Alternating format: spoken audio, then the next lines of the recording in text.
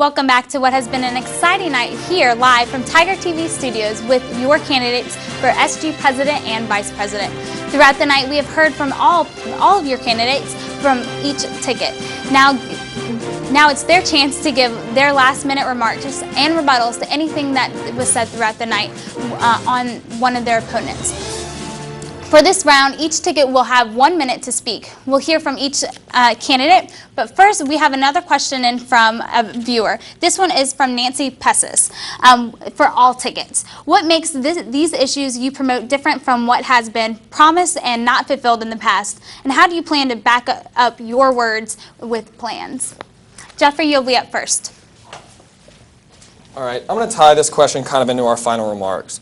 That's the reason you should vote for us. We're not the old SG that students haven't been happy with. I had a conversation with one of the presidential candidates in Free Speech Alley Friday, and a quote he gave me was, "You know, Jeffrey, sometimes you have to play the game if you want to win." And I'm here to tell you that's not how we're going to do it. We're not here to play games when we're running, and we're not here to play games with you once we're in the administration. We're here to represent the students. We're not going to push our own issues on you. That's why we don't have a push card, because we want to hear from you what are the important issues at that time. We're not going to set important issues now when in the future, especially with LSU losing 20% of its budget, we're not going to know what we can do. So right now we want to serve you. So help us make it rain tomorrow and vote no again 09. Thank you. Great. Thank you, Jeffrey. Next we'll hear from Stuart Watkins. That's a great question, Nancy. And what Martina and I have gone with and what our message has been through the past couple of weeks is that it's the small things that go a long way. And we've met with administrators from all over our campus to make sure that our ideas were feasible, tangible, and that we could put them into action once we were elected. And we've already built those relationships with those administrators to do so. When Martina and I got together in the fall of 2008, we knew to make student government work effectively and efficiently was to bring people from all over this campus and have them help us make our platform, then have those initiatives approved. Also, our candidates are really the heart and soul of our campaign. They're going to go out there and do the actual work that's going to affect a big part of what you're doing in your own academic college. And that's what really sets us apart from the other campaigns, are the people that we have involved with us. They're ready to go to work. Martina and I are ready to go to work. Get us elected tomorrow, and we're ready to fulfill our duties. Thank you so much. Great. Thank you, Stuart. Next, we'll hear from Greg Upton. Nancy, you're completely right. Many of the candidates here are running on issues that no matter who is elected will not be completed next year. Decreasing computer-based testing, not going to happen. Inter-campus transit system, no one can promise that. They're currently negotiating the bus contract. Increased lighting on campus, this is something that's in the master plan of LSU, but is not something a student government can provide you. Each and every one of the issues on our push card is 100% feasible. And how do you know that? Because we've already completed a lot of them. But the real reason and the main reason everyone should vote Upton Boggs tomorrow is because the most important issue facing LSU this year is the budget crisis. As everyone said, this is not a good thing. We're looking at $45 million of cuts. And our campaign is the only campaign that has actually come up with a solution to this answer, not just reiterating the problem. Great. Thank you, Greg. Next is Andy Palmero. I want to first off thank everyone for coming out and viewing this tonight.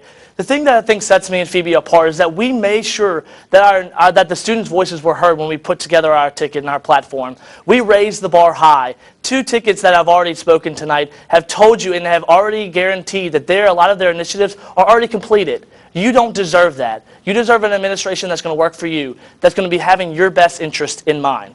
Me and Phoebe have both been in student government since our first semester, and that sets us apart.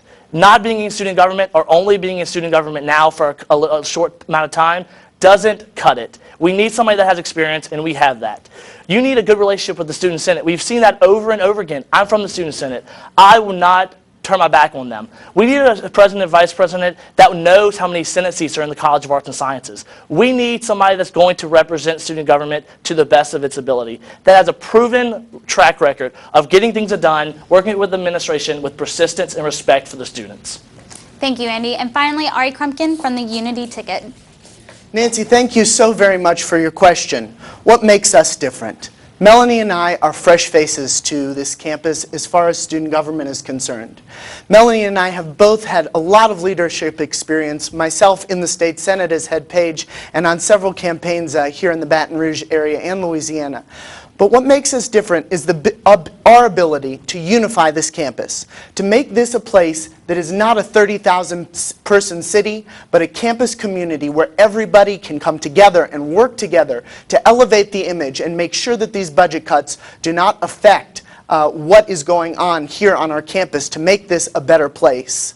We are Unity 09, and we are working to make sure that you are informed and that you can come to us and voice your opinion and make sure that everyone on this campus can come together in the best ways possible. So vote Unity 09 tomorrow, and thank you very much.